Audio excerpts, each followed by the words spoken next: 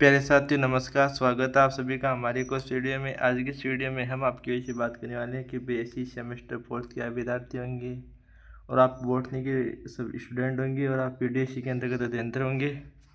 पीडीयूसी, ठीक है, पीडीयूसी आपकी यूनिवर्सिटी है, पंडित दीनदयाल उपाध्याय शिक्षा यूनिवर्सिटी के विद्यार्थी होंगे।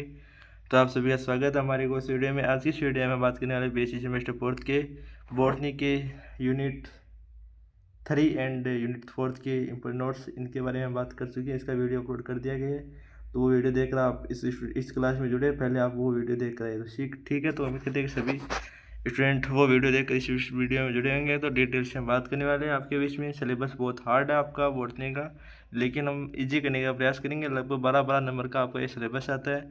तो आज के इस वीडियो में करेंगे, आपका जो सिलेबस दिया गया है उसी सिलेबस के अकॉर्डिंग आपकी क्लास लेंगे। तो ये आपका सिलेबस दिया गया है, तो ये सिलेबस के अकॉर्डिंग आपकी क्लास होगी। तो इस सिलेबस के अकॉर्डिंग हम क्लास लेने वाले हैं। यूनिट 3 का आपका जो सिलेबस है इसके अकॉर्डिंग हम क्लास लेंगे आपकी। तो ये आपका सिलेबस दिया गया है, इस सिलेबस के अकॉर्डिंग आपकी क्लास होगी। तो बिना किसी देरी के, बिना किसी डाउट के बस वीडियो कंटिन्यू कर लेते हैं। तो चलते हैं वीडियो को बिना किसी देरी के, तो इस वीडियो को स्टार्ट करते हैं। तो ठीक है, तो ये आपका सिलेबस है, उसी के अकॉर्डिंग आपकी क्लास लेंगे हम। एडवांस सिलेबस हम आपको नहीं पढ़ाएंगे, तो आपका सिलेबस उसी के अकॉर्डिंग पढ़ाएंगे। इसी से आपकी एक अच्छा पेपर पास आपका होगा। पादप कार्य की एवं जैव रासायनिक एवं एंजाइम विज्ञान यूनिट 3 एंड यूनिट 4 का विस्तृत शैक्षणिक प्रतिवेदन यानी नोट्स आपके हैं। तो यूनिट 3 का नोट्स में आपको सबसे पहला दिया गया है कि नाइट्रोजन चयापचय क्या है, पादप हार्मोन एवं पुष्पन कार्य की क्या है, इसके बारे में बताना है आप सभी को। तो सभी बता देंगे डिटेल से। तो सबसे पहले बात आप करते हैं कि नाइट्रोजनीय स्थिरीकरण क्या है, इसके बारे में वो डिटेल से बताइए। आपके एग्जाम में क्वेश्चन आ सकता है, नाइट्रोजन स्थिरीकरण का जैव रसायन का एक विस्तृत विवरण कीजिए। तो आपके एग्जाम का एक इस प्रकार क्वेश्चन आ सकता है, ठीक है। तो कैसे आप इसका जवाब देंगे, तो ये आपका आंसर दिया गया है। तो इसको हम रीड करते हैं। तो बिना इससे अपने इस वीडियो को कंटिन्यू करते हैं। तो सबसे पहले नाइट्रोजन पृथ्वी के वायुमंडल का सबसे प्रचुर घटक है, आप सभी को पता है, ठीक है। वायुमंडल में सबसे ज़्यादा मात्रा में आपका नाइट्रोजन पाया जाता है, लगभग 78% आपको पाया जाता है। ये भी आपको याद रखने का प्रयास करना है, 78% ये पाया जाता है। और ये लेकिन पौधे इस गैसीय रूप में का सीधे उपयोग करने में असमर्थ, यानी कि पौधे इसका सीधा उपयोग नहीं कर पाते हैं, ठीक है। जैव वैज्ञानिक रूप से सक्रिय एवं अमोनिया यानी कि NH3 में नाइट्रोजन के रूपांतर की प्रक्रिया को नाइट्रोजन स्थिरीकरण कहा जाता है। इस जटिल प्रक्रिया का संपादन मुख्य रूप से नाइट्रोजनेज एंजाइम संकुल द्वारा किया जाता है, ठीक है। ये आपको याद रखने का प्रयास करना है। आगे डिटेल से हम पढ़ते हैं, थोड़ा सा वेट करें। तो इसके बारे में पढ़ने वाले हैं हम आपके बीच में। तो ये एंजाइम दो मुख्य प्रोटीन घटकों से मिलकर होते हैं, आप सभी को पता है, मिलकर बने होते हैं, दो प्रमुख घटकों से मिलकर बने होते हैं। एपी प्रोटीन यानी कि आपका ये एपी प्रोटीन क्या होता है, इसके बारे में बात की जाए, एपी प्रोटीन के बारे में बात की जाए, आपको ये क्या होता है। तो ये एक होमोडाइमर है जो एटीपी बाइंडिंग साइटेस और आपका आयरन सल्फर के अंदर से युक्त होता है। यानी कि आपका एक होमोडाइमर होता है जो एटीपी बाइंडिंग साइट्स और आयरन सल्फर के अंदर से युक्त होता है। इसका मुख्य कार्य इलेक्ट्रॉनों को एमओएफपी प्रोटीन तक स्थानांतरित करना होता है, ठीक है।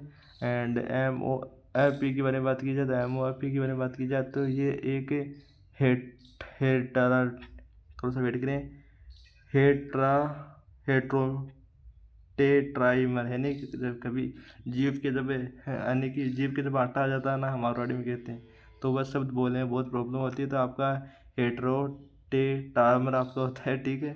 संरचना जो मोलिब्डेनम आयरन कोपेक्टर और पी क्लस्टर धारण करती है। यहाँ गैसीय नाइट्रोजन का वास्तविक अपचयन होता है। अब कुछ स्टूडेंट बोलेंगे कि इसको तो किताब पढ़ने तक नहीं आती है, क्लास कैसे प्रोवाइड कर रहा है। तो भाई क्लास जो कोई लगातार हम पढ़ते हैं ना, स्क्रीन पे आप देख सकते हैं कितने बारीक शब्द है, तो इनको पढ़ने में प्रॉब्लम होती है, ठीक है। और हम लगातार क्लास ये रिकॉर्ड करते हैं तो हमारा दिमाग संवेदनशील नहीं होता है और असंवेदनशील हो जाता है, जिससे कि हम कुछ शब्द नहीं पढ़ पाते हैं, ठीक है। इसमें आपको ये आपका दिया गया है, सूत्र दिया गया है, इसको आप याद कर सकते हो क्या, मेरे हिसाब से तो आप नहीं कर पाओगे, लेकिन अगर कर सकते हो तो कर लेना। ये सूत्र आपका दिया गया है। तो इस जैव रासायनिक अपचय की समग्र संतुलित समीकरण निम्नलिखित है। तो ये समीकरण आपका तो यह प्रतिक्रिया अत्यधिक ऊर्जा गहन, जहाँ प्रत्येक नाइट्रोजन अणु के अपचयन के न्यूनतम 16 एटीपी अणुओं की आवश्यकता होती है। नाइट्रोजन एंजाइम आणविक ऑक्सीजन के प्रति अत्यंत संवेदनशील होता है, इसकी उपस्थिति में निष्क्रिय हो जाता है। ठीक है। लेंगुमियन नाइट्रोजन स्थिरीकरण, ये क्या है? लेंगुमियन नाइट्रोजन स्थिरीकरण तो फलीदार जैसे मटर, सोयाबीन की जड़ों में राइजोबियम यानी जीवाणु के सहजीवन द्वारा विशिष्ट ग्रंथियों का निर्माण परमाणु से होता है। ठीक है।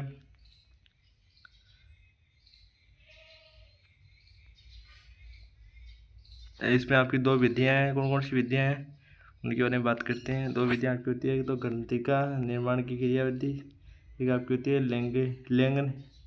लेग हीमोग्लोबिन की आपकी होती है। तो ये भूमिका, ये ग्रंथियों में पाया जाने वाला एक गुलाबी वर्णक है जो ऑक्सीजन अपमार्जक के रूप में कार्य करता है।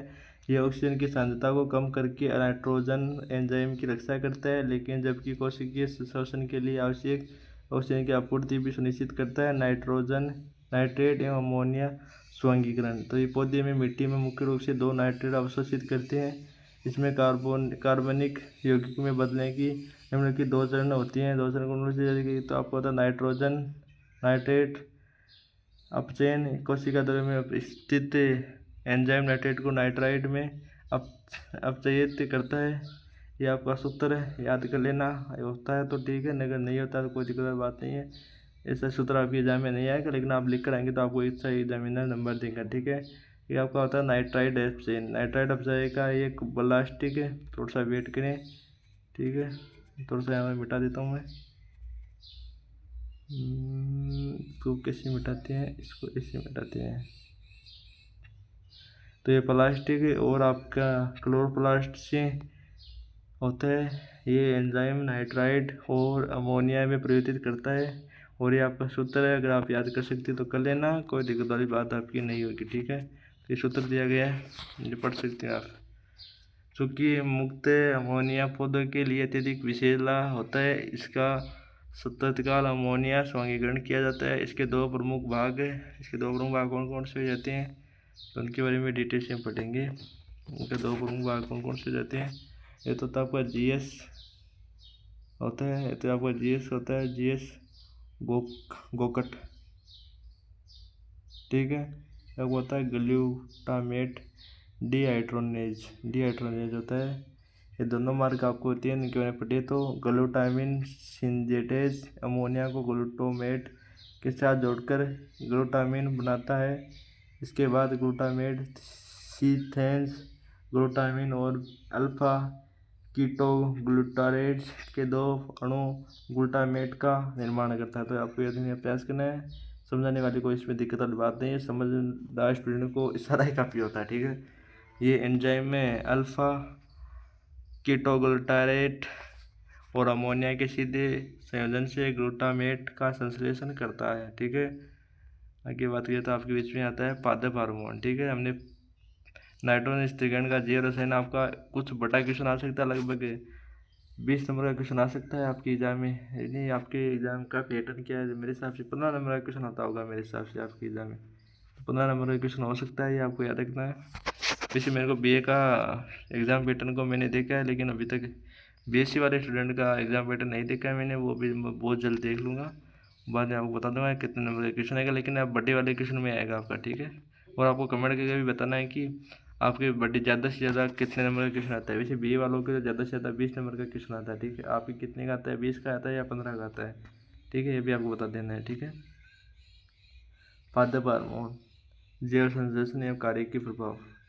पादप हार्मोन पौधे के विकास की वृद्धि और पर्यावरण के प्रति अनुक्रिया को नियंत्रित करने वाले अति सूक्ष्म कार्बनिक रसायन है। प्रमुख पादप का विवरण नीचे दी गई तालिका में संक्षेपित है। ठीक है, संक्षेपित है। तो यहाँ पे इसको हम सेट कर लेते हैं और क्लास को चलते हुए 9 मिनट हो गई। सिलेबस बहुत ज़्यादा पड़ा है आपका। ऑक्सीजन मुख्य परिवहन। तो बात करेंगे पादप हार्मोन में ऑक्सीजन की। सबसे पहले बात करने वाले आपकी ऑक्सीजन की, बाद में बात करेंगे जिबेरेलिन की, बात करेंगे बाद साइटोकाइनिन की, बात करेंगे बाद एपिसिक एसिड की बात करेंगे, बाद एथिलीन की बात करने वाले हैं। ठीक है। तो ट्रिप्टोफैन अमीनो अम्ल है आपका ध्रुवीय परिवहन इसमें प्रोड्यूस से होता है। रे रे रे रे रे रे रे रे रे रे रे ये होगी गड़बड़, सभी को उठाना पड़ेगा। तभी तो कहते हैं ऑनलाइन क्लास लेना इतना आसान काम नहीं होता है जितना आपको आसान लगती है ना, कि भाई सर तो एक वीडियो बना देते हैं। भाई बहुत मेहनत लगती है, लगातार फ़ोन हैंग होता है, कभी क्या हैंग होता है, लेकिन फिर भी आपको अच्छा वीडियो प्रोवाइड करते हैं। ट्रिप्टोफैन का अमीनो अम्ल होता है इसमें, ट्रिप्टोफैन इसमें ध्रुवीय परिवहन आपका होता है, ठीक है। और इसका शीर्ष प्रभाविता होती है कोशिका दृढ़ीकरण होता है इसमें आपका, प्रभाव के अंतर्गत एनजेड दृढ़ीकरण का प्रेरण इसमें होता है, ठीक है। जिबरेलिन की बात की जाए, जिबरेलिन आपका मेवेलोनिक अम्ल होता है, आप सभी याद रखना है। जाइलम फ्लोएम दोनों इसमें जाइलम एवं फ्लोएम के द्वारा इसमें परिवहन होता है। और परवशिद्धि दृढ़ीकरण बीज अंकुरण के दौरान होता है। एमाइलाइज का प्रेरण होता है, ठीक है। साइटोकाइनिन क्या है, साइटोकाइनिन की बारे में बात की जाए, साइटोकाइनिन एडेनिक आइसोपेटाइन और पायरोफॉस्फेट मुख्य रूप से जाइलम के द्वारा होता है, ऊपर की ओर उसका परिवहन होता है। कोशिका विभाजन इसमें होता है, जरा व्यवस्था होती है को रोकना होता है, और पार्श्व कलिका होती है। एपिसिक एसिड कौन सा होता है इसमें, वायोलाक्स्थेनिक होता है। फ्लोएम और जाइलम इसमें दोनों द्वारा होता है इसमें परिवहन। और स्टामेटा बंद करना, तनाव कम होना और पुष्पित होता है, ठीक है। एथिलीन क्या है, एथिलीन आपका गैस संश्लेषण का अग्रदूत के अंदर की बात की जाए, इसमें मेथायोनिन अम्ल अम्ल होता है, इसमें गैसीय विसरण द्वारा होता है। और फलों का पकाना इसका होता है, ठीक है। आपका मुख्य कार्यकीय प्रभाव इसका ये होता है। तो चलते आएंगे कार्यकीय प्रभाव का विस्तृत विश्लेषण। आपके एग्जाम में क्वेश्चन आ सकता है कि कायिक प्रभाव का विस्तृत विश्लेषण कीजिए, आपके एग्जाम में आ सकता है। मेरे हिसाब से 2 नंबर वाले में भी आ सकता है, और आपका मेरे हिसाब से कितने नंबर का आता होगा, 10 नंबर वाले में भी आ सकता है, ठीक है। ये आपको याद रखना है। तो ऑक्सीन के अंतर्गत बात की, इसका विस्तृत विश्लेषण की बात करते हैं। सबसे पहले आपका आता है ऑक्सीन।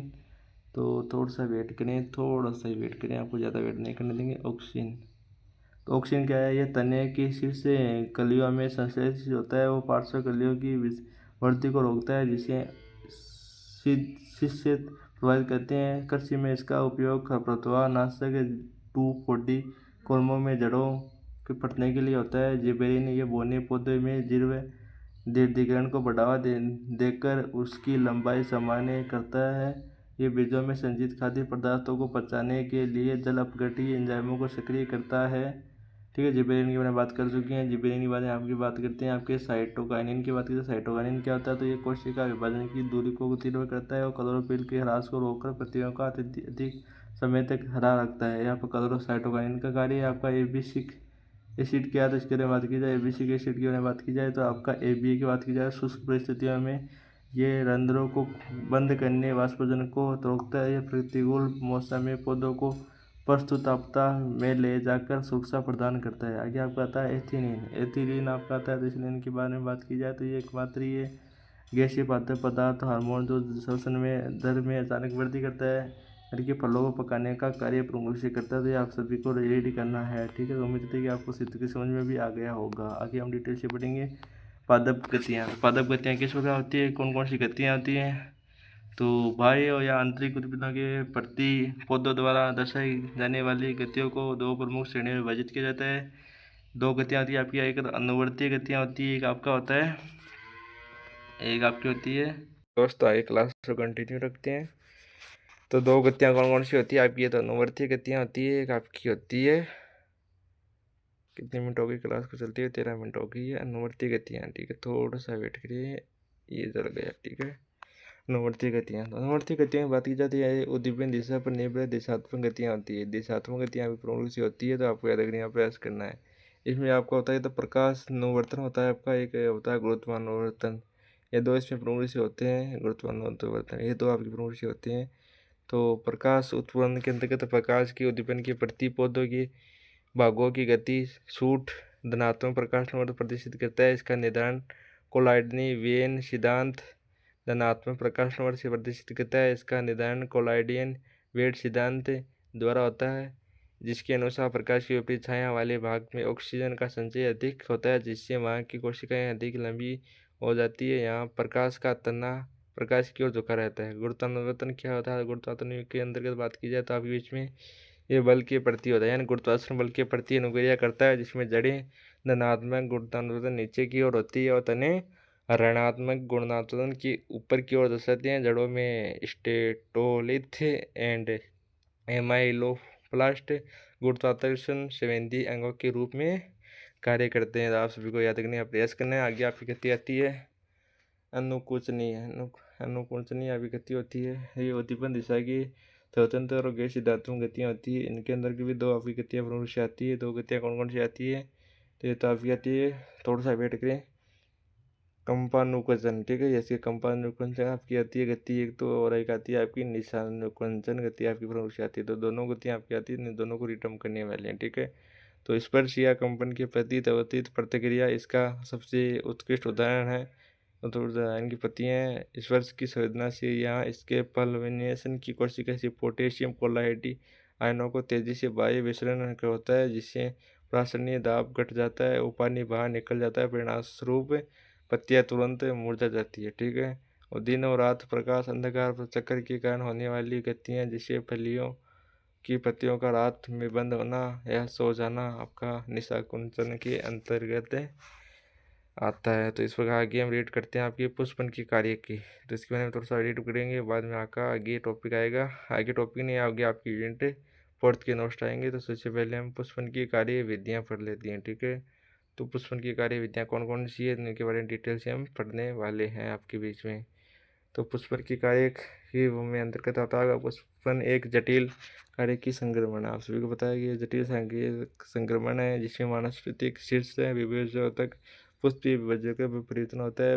एक आपको होता है फाइटोक्रोम। फाइटोक्रोम की बात की जाती है पौधे में, थोड़ा सा वेट करें, ये पौधे में पाए जाने वाला अत्यंत महत्वपूर्ण क्रोमेटोफोर वर्णक है, जो प्रकाश की गुणवत्ता को मापकर बीज अनुकरण पुष्पन को फोटोमार्जिनेसिस को नियंत्रित करता है। ये 2 परस्पर प्रयुक्तनीय पौधों रूपों में पाया जाता है। इसमें आपका तो पी आर रूप होता है, ये आपका पी डेस्ट रूप होता है, पी डेस्ट रूप होता है।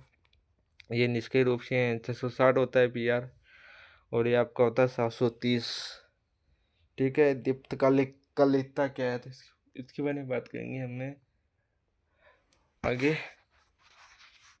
तो दीप्तिकालिक कालिता क्या है, तो दिन और रात की सामान्य अवधि के प्रति पौधों की अनुक्रिया को दीप्तकालिका कहते हैं, ठीक है। ये भी आपको याद रखना है कि दीप्तकालिका क्या होती है, कालिता क्या होती है। आपकी एग्जाम में 2 नंबर वाले क्वेश्चन में आ सकता है कि दिन और रात की सापेक्ष अवधि के प्रति पौधे की पुष्पन अनुक्रिया को दीप्त कालिता कहा जाता है। इस आधार पर पौधों को वर्गीकृत भी किया गया है, अल्प प्रदीप लतिका पौधे और आपकी दीर्घ प्रदीप्ति काली पौधे, ठीक है। तो इन्हें पुष्प के लिए एक निश्चित आकृति अवधि को से कम प्रकाश निर्बाध एक लंबी अंधकार आवश्यकता होती है, जिससे सोयाबीन तंबाकू दीर्घ प्रदीप तालिका पौधे, तो इन्हें पुष्प, ठीक है, पुष्प के क्रांतिक अवधि से अधिक लंबे प्रकाश की आवश्यकता होती है, जैसे गेहूँ जौ, ठीक है। तो आप समझ चुके होंगे अल्प प्रदीप तालिका जो होती है, तो इसमें एक निश्चित क्रांति होती है और कम प्रकाश चाहिए होता है, निम्न लंबे अंधकार की आवश्यकता होती है, नहीं इसमें अंधेरे की आवश्यकता होती है, ठीक है। और एक आपको होता है पूर्ण क्रांति, इसमें अधिक प्रकाश चाहिए होता है, और जिसमें गेहूँ जो आता है आपका, एक आपका आता है दिवस उदासीन पौधे, इनमें इनके पुष्प पर दीप्तकाली का कोई सीधा प्रभाव नहीं पड़ता है। टमाटर मिर्च ये आपका अंधेरे में भी हो जाता है, चांदने में हो जाता है, ये सभी में आपका हो जाता है। एक आपका लास्ट टॉपिक होता है इसमें वस्त्रकरण, ठीक है। वस्त्रकरण आपका लास्ट टॉपिक बचा है इसमें, इसके बारे में बात करते हैं। वस्त्रकरण क्या है, तो पुष्प को बढ़ावा देने के लिए बीजों या तरुण पौधों का कम तापमान न्यूनतम की उपचार की प्रक्रिया को वस्त्रकरण कहा जाता है, ठीक है। तो ये आप हटा देना यहाँ से, ये आपका लिए नहीं है, ये मिस टाइपिंग हुआ है यहाँ पर। तो पुष्पन को बढ़ावा देने के लिए बीजों या तरुण पौधों को कम ताप के उपचार की प्रक्रिया को वस्त्रकरण कहते हैं। महत्व क्या है इसका, महत्व की बात की जाए तो आपके अंतर्गत ये पौधे में असमय पौधों को रोकता है और उन्हें पकाने के लिए पर्याप्त वानस्पतिक वृद्धि का समय देता है। कम तापमान की संवेदना मुख्य रूप से परोपशीर से द्वारा ग्रहण की जाती है, जिससे वर्नलिन नामक काल्पनिक उद्दीपक का संचरण होता है, जो अंत पुष्पीन जीनों को सक्रिय करता है। तो इस प्रकार आपका सिलेबस यूनिट 3 का भी कंप्लीट होता है। यूनिट फोर्थ के सिलेबस के बारे में बात करने वाले, पूरी डिटेल से हम बात करेंगे। जीव अणु एवं एंजाइम विज्ञान आपका सिलेबस है, थोड़ा हार्ड सिलेबस आपका रहेगा, लेकिन हम इजी बनाने का प्रयास पूरा करेंगे। तो चलते हैं आगे। तो जैव अणु अणु एवं एंजाइम विज्ञान, ठीक है। कार्बोहाइड्रेट सृजना एवं वर्गीकरण एवं कार्य, इसके अंतर्गत पहला टॉपिक है। तो कार्बोहाइड्रेट कार्बन हाइड्रोजन ऑक्सीजन के संयोजन की यौगिक सामान्य सूत्र CN होता है, और आपका जैव रासायनिक रूप से इन्हें पॉलीहाइड्रोक्सी एलाइड या कीटोन के रूप में परिभाषित किया जाता है। संरचनात्मक वर्गीकरण की बात की जाए तो आपके अंतर्गत कार्बोहाइड्रेट को उनको जल अपघटन के व्यवहार के आधार पर 3 प्रमुख वर्गों में बांटा जाता है। तो ये प्रमुख वर्ग कौन कौन से रहते हैं आपका? तो ये मोनोसेकेराइड आता है, ठीक है, मोनोसेकेराइड आता है। तो ये भी आपको देखना प्रयास करना है। मोनोसेकेराइड आता है आपका एक आपका आता है डाइसेकेराइड आता है, एक आपका आता है पॉलीसेकेराइड आपका आता है। तीनों आपके आती है प्रमुख से आप सभी को याद रखने का प्रयास करना है। तो सबसे पहले बात करने वाले मोनोसेकेराइड के बारे में बात करने वाले हैं। तो सबसे पहले मोनोसेकेराइड के बारे में बात कर लेते हैं। तो ये सरलतम सक्रिय होते हैं जिनका और अधिक जल अपघटन नहीं किया जा सकता, यानी कि इतना मिट्टी होती है इसकी और ज़्यादा मीठा नहीं किया जा सकता। इसका सूत्र क्या है? इसमें आपके मोनोसेकेराइड के अंदर ग्लूकोज और फ्रक्टोज इसके प्रमुख रूप से आते हैं, ठीक है। तो ग्लूकोज का सूत्र होता है C6H12 और 6 आपका सूत्र होता है, और आपका फ्रक्टोज का सूत्र होता है C6H12 और 6 आपका इसका ये सूत्र होता है। इनका कार्य क्या है? तो इनका कार्य है तो कि कोशिकीय शोषण के मुख्य ईंधन आपका ग्लूकोज संयुक्त शर्करा के रूप में कार्य करता है। आगे आपका आता है डाइसेकेराइड के अंतर्गत आता है, आप पता है कि क्लोराइड का बंध द्वारा जुड़ी 2 मोनोसेकेराइड इकाइयाँ निर्मित होती है, आप सभी को पता रखना है। इसमें आपका तो माल्टोज आता है, एक तो आपका माल्टोज आता है, एक आपका आता है सुक्रोज, ये दोनों ही मीठी श्रृंखला होती है, आप सभी को पता रखना है। C12H22O11 इसका सूत्र होता है, इसका C12H22O11 इसका ये सूत्र होता है, आप सभी को याद रखने का प्रयास करना है। और आपका सुक्रोज पर्दों में कार्बनिक विलेय पदार्थों के लिए प्रेरण का मुख्य कारण होता है। पॉलीसेकेराइड के अंदर ग्लाइसोसाइड बंधों से जुड़ी सैकड़ों मोनोसेकेराइड इकाइयों का जटिल बहुलक होता है। स्टार्च C6H10O5 है आपका सूत्र होता है। इसमें सेलुलोज भी आपको होता है। स्टार्च पौधों का मुख्य संजीव बोधन है। सेलुलोज पादप कोशिका की भित्ति का आपका ढांचा बनाता है, ठीक है। ये आपकी तीनों मैंने बात कर ली। ये थोड़ा सा आपकी एग्जाम में क्वेश्चन आ सकता है, महत्वपूर्ण श्रृंखला कौन कौन सी होती है इनके बारे में क्वेश्चन आ सकता है, तो ये भी आपको रीड करने का प्रयास करना है। तो ग्लूकोज क्या होता है? ग्लूकोज की बात करते हैं। ग्लूकोज आपका क्या होता है? तो ये एक आपका होता है हेलेटाई जो शर्करा जो मुख्य रूप से पायनोजन संरचनाएं पाई जाती है, ठीक है। और हम इनके थोड़ी सी डिटेल से नोट्स भी हमें करेंगे लगभग एग्जाम से पास, अगर 1 शॉट क्लास होगी तो वहाँ पर थोड़ा सा ग्लूकोज को थोड़ा सा डिटेल से पढ़ेंगे। वैसे आपके लिए इंपॉर्टेंट नहीं है, लेकिन आपके 2 नंबर का क्वेश्चन आ सकता है, तो 2 नंबर के क्वेश्चन के लिए ऐसे हम 1 शॉट में क्लास में करने का प्रयास करेंगे कि समय अगर सारा तो, ठीक है। फ्रुक्टोज के बारे में बात करते हैं, ठीक है। फ्रुक्टोज के बारे में बात करते हैं। तो फ्रुक्टोज ये एक आपका कीटोहेक्सोज शर्करा जो फुरनानोज शर्करा के रूप में पाई जाती है, और प्रकृति की सबसे मीठी प्राकृतिक शर्करा आपकी कौन सी है? तो फ्रुक्टोज आपकी सबसे मीठी प्राकृतिक शर्करा मानी जाती है। माल्टोज क्या है? तो माल्टोज 2 ग्लूकोज की इकाइयों के बीच ग्लाइकोसिटिक बंध द्वारा निर्मित होती है, ठीक है। आपको याद रखना है। सुक्रोज क्या है? सुक्रोज एक गैर अपचायक शर्करा, यानी कि आपकी कृत्रिम शर्करा है। कृत्रिम शर्करा कौन सी? तो आप कहेंगे कि हमारी सुक्रोज शर्करा है, ठीक है। एंड जो ग्लूकोज और फ्रक्टोज के बीच ग्लाइकोसिटिक बंध से बनती है। सेलुलोज क्या है? सेलुलोज आपकी ग्लूकोज इकाइयों का एक असाकित रेखीय बहुलक है, जिसमें ग्लाइकोसिटिक बंध पाए जाते हैं। ये पौधों को यांत्रिक शक्ति प्रदान करते हैं। लिपिड वर्गीकरण यानी वसा यानी चर्बी चढ़ गई किसी व्यक्ति तो उसे वसा कहा जाता है, ठीक है। वसा अम्ल एवं संरचना, ठीक है। ये तो मेरे अच्छी तरीके से पढ़ा हुआ है, इसलिए मैं आपको एक अच्छी तरीके से रीड कर रहा हूँ, ठीक है। लिपिड जल में ग्लिसिन परंतु कार्बनिक विलेयकों में अत्यधिक ग्लिसिन कार्बनिक यौगिक ये मुख्य रूप से वसा अम्लों ग्लिसरॉल के एस्टर होते हैं। तरह की डिटेल की बात करेंगे। वसा का वर्गीकरण हम करने वाले, वसा अम्लों का वर्गीकरण हम करने वाले हैं। इसमें वसा अम्ल लंबी हाइड्रोकार्बन श्रृंखला से बने होते हैं, जिनमें एक दो कार्बनिक समूह जैसे COOH होता है। यह कार्बन श्रृंखला में अबंधों की प्रकृति के आधार पर इन्हें विभाजित किया जाता है। और संतृप्त वसा कौन सी होती है? संतृप्त वसा इनकी हाइड्रोकार्बन श्रृंखला में कार्बन परमाणु के बीच केवल एकल अबंध होते हैं। इनका गलना उच्च होता है। ये कमरे के तापमान पर ठोस रूप में पाए जाते हैं, ठीक है। इस उदाहरण में आपको आता है एक तो पमिटिक अमल, एक आपका होता है स्टेरिक अमल। आपके दो प्रमुख रूप से आते हैं। एक अश्रिमित वसा आपकी होती है, इसमें आपका होता है इन्हें इसकी श्रृंखला एक या अधिक दवीय अबद्ध होती है। दवीय अब्दों की उपस्थिति के कारण इनका झुकाव आ जाता है, जिससे इनका गलना कम होता है और ये कमरे के ताप पर द्रव तेल के रूप में पाई जाती है। तो ठीक है, तो कमरे के ताप पर द्रव तेल के रूप में आपकी अश्रिमित वसा पाई जाती है। इसमें आपका ओलिक अम्ल आता है, आपका नीलोनिक अम्ल आपकी प्रमुख से आती है। वसा और तेल के बारे में बात करते हैं।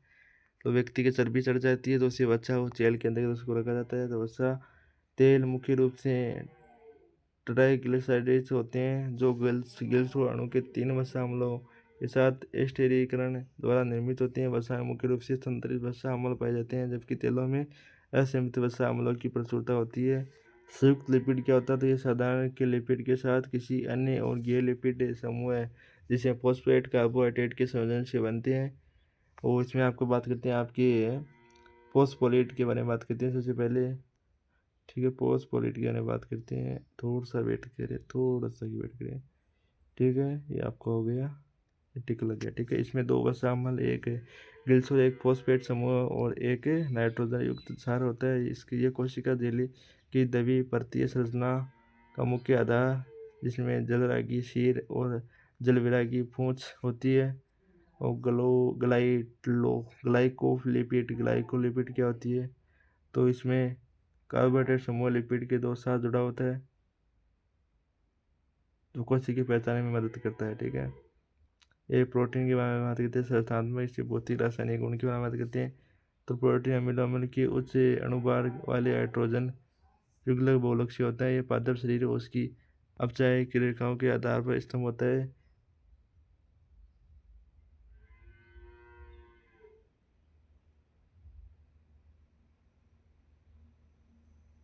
अम्लीय अम्लों का वर्गीकरण और गुणधर्म।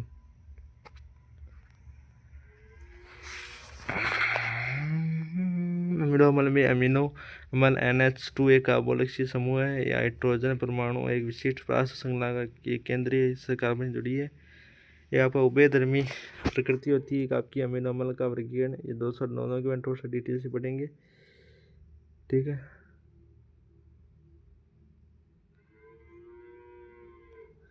तो जलीय विलयन में अमीनो अम्ल जीविटर आयन के रूप में व्यवहार करते हैं, जहाँ वे एक ही समय में धनावेशित और ऋणावेशित दोनों होते हैं। अमीनो अम्ल का वर्गीकरण पार्श्व श्रृंखला की रासायनिक प्रकृति के आधार पर इन्हें ध्रुवीय, अध्रुवीय, अम्लीय जैसे ग्लूटामिन और क्षारीय समूह में वर्गीकृत किया जाता है। प्रोटीन का संरचनात्मक संगठन कैसे है? तो प्रोटीन की विशिष्ट त्रिआयामी संरचना ही उसकी कार्यात्मक निर्धारित करती है, जिसमें 4 स्तरों में पाया जाता है। इसमें आपको प्राथमिक समूह में आता है अमीनो अम्ल की विशिष्ट रेखीय अनुक्रमण, और मुख्य स्तर में कार्य करने के लिए आपका सहसंयोजक पेप्टाइड आता है। या मैं आपको इधर वाला रीड नहीं करूँगा, इधर वाला आपको सेम रीड करना है, मैं इधर वाला रीड करता हूँ आपके पीछे। ठीक है, द्वितीयक में अंदर आपको श्रृंखला का स्थानीय विलयन, जिसमें प्रिटलेट शीट बनती है। और आपका तृतीय के अंतर्गत आपका पूरी पोलीटाइट श्रृंखला का जटिल त्रिमी होता है। चतुर्थ के अंतर्गत 2 या 2 से अधिक स्वतंत्र पोलीसाइड उप इकाइयाँ का संयोजन होता है। इसमें आपका यह आपका गैर संयोजन वाला आपको लिप्टाइड वाला आपको रीड करना है।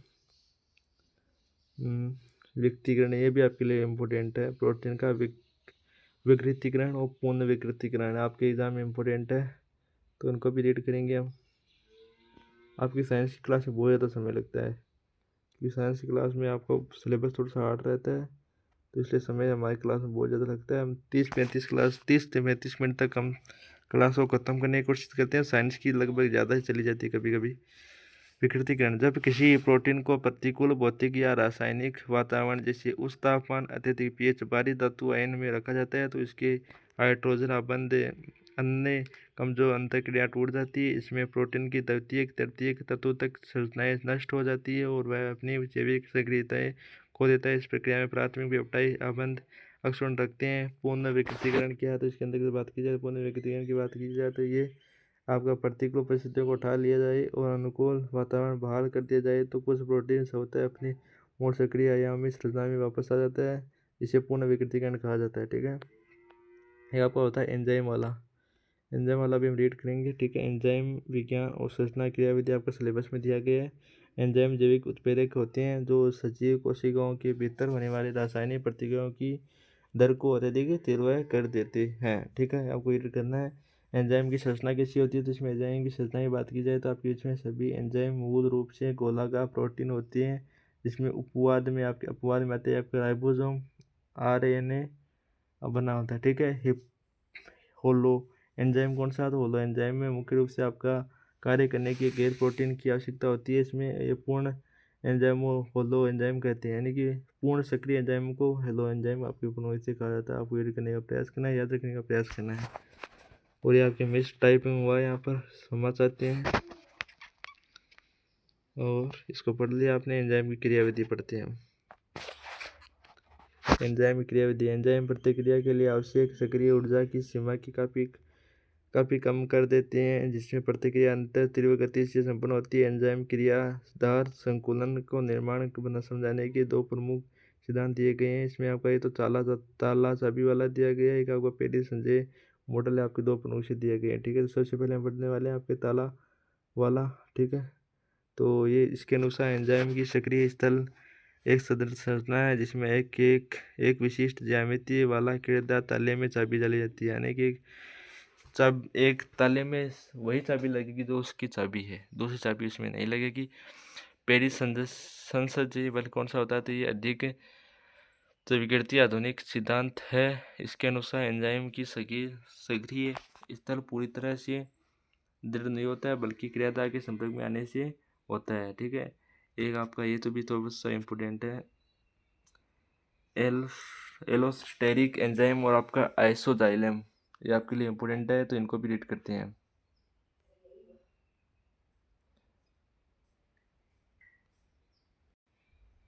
होता है इन एंजाइमों के सक्रिय स्थल के अतिरिक्त एक अन्य नियामक स्थल भी होता है, जब कोई विशिष्ट नियामक अणु इसे एस्टोरिक स्थल पर बनता है और सक्रिय स्थल की संरचना बदल जाती है, जिसमें एंजाइम की सक्रिय बढ़ या घट जाती है, ठीक है। आइसोजाइम क्या है, तो ये एक ही जीव में पाए जाने वाले एंजाइमों की ऐसे बहुरूप है जो पूरी तरह से अलग अमीनो अम्ल अनुक्रमक भौतिक रासायनिक गुण रखते हैं। ये समान प्रतिक्रिया में उत्पन्न होती है। इनके उदाहरण में आपके लैक्टेट डिहाइड्रोजन के 5 विभिन्न पाए जाते हैं, 5 विभिन्न एंजाइम पाए जाते हैं। इनको हम रीड करेंगे और क्लास को कर देंगे एंड।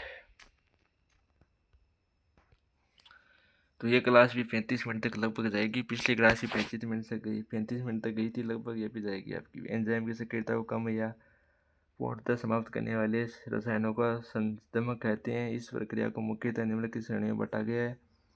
तो कौन कौन सी श्रेणियाँ आ गई इसमें आपकी, ये तो प्रतिस्पर्धी संदमन आपका आता है। इसके अंतर्गत बात की जाए तो आपका संदमन एक सेकंड संदमक की संरचना अपरिवर्तित रहता है। अधिक क्रियाधार डालकर दूर किया जा सकता है, बढ़ाया जा सकता है, मेलोनिक द्वारा बढ़ाया जा सकता है। अप्रतिस्पर्धी संदमक सक्रिय प्रगतिशील होता है, ये आपको याद रखने का प्रयास करना है। ये आपका लास्ट वाला भी आपकी सिलेबस के अकॉर्डिंग है। तो मैं थोड़ा सा क्लास को जल्दी एंड करने वाला हूँ, क्योंकि क्लास का वीडियो सेव नहीं हो पाता है, ठीक है। आपको इसका PDF भी मिल जाएगा लर्निंग तेजल के टेलीग्राम चैनल पर। टेलीग्राम तो बैन कर दिया गया, लेकिन आपको व्हाट्सएप पर मिल जाएगा, तेजल नोट्स पेज में मिलेगा आपको, ठीक है। ठीक है, तो संदमन का प्रकार कैसे आता है, इसकी क्रियाविधि, इसकी अधिकतम वेग पर प्रभाव, और आपका एक क्या है माइक्रोलिसिस पर प्रभाव, और विशिष्ट उदाहरण के अंतर्गत आपका आता है L-थ्रेओनिन डिहाइड्रोजन का आइसोलेशन द्वारा संदमन, ठीक है। परिवर्तन इसमें आपका एल्स्टोडिन के अंतर्गत आपका आता है अंतिम उत्पाद स्वयं होता है और जुड़कर प्रतिक्रिया को रोकता है, फीडबैक संदमन करता है, एंजाइम के प्रकार के अनुसार करता है, परिवर्तन हो सकता है, ठीक है।